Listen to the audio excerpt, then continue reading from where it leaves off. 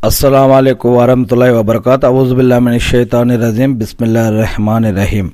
ఖురాన్లోని 55వ సూర అర్ రెహమాన్ సూర. అవతరణ మక్కాలో ఆయతులు 78. అరబ్బీలో ఉన్నటువంటి ఈ యొక్క ఖురాన్ని తెలుగులో ఉన్నది ఉన్నట్లుగా చదివటం జరుగుతుంది.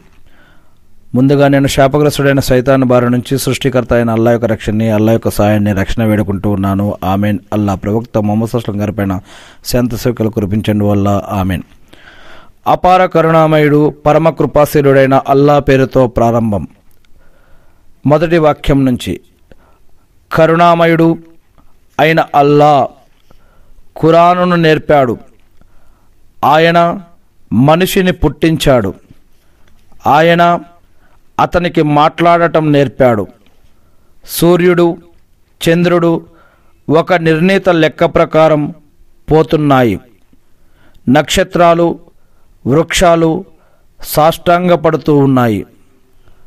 ఆయనే ఆకాశాన్ని ఎత్తుగా చేశాడు. ఆయనే సమతూకం నిమిత్తం త్రాసును ఉంచాడు. మీరు తూకంలో వైపరీత్యానికి పాల్పడకుండా ఉండేటందుకు తూకం సరిగ్గా న్యాయసమ్మతంగా ఉండేలా చూడండి. తూకంలో తగ్గించి ఇవ్వకండి. ఆయన సృష్టి రాసుల కోసం భూమిని పరచి ఉంచాడు. అందులో పండ్లు, ఫలాదులు, పొరలలో చుట్టబడిన ఖర్జూరాలు ఉన్నాయి. ఊకగల ధాన్యాలు, సువాసన గల పువ్వులు కూడా ఉన్నాయి.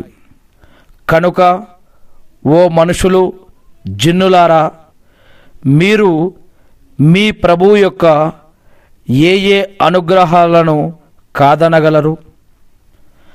ఆయన మనిషిని పెంకు మాదిరిగా శబ్దం చేసే మట్టితో సృజించాడు. మరి జిన్నాతులను ఆయన అగ్ని జ్వాలతో సృష్టించాడు.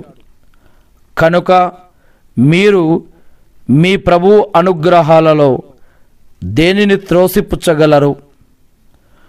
రెండు తూర్పులకు ప్రభువు ఆయనే, రెండు పడమరలకు ప్రభువు కూడా ఆయనే.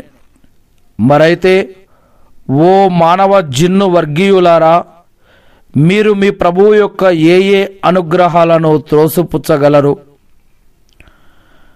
రెండు సాగర జలాలు పరస్పరం కలిసి ప్రవహించేలా వదిలిపెట్టినవాడు ఆయనే.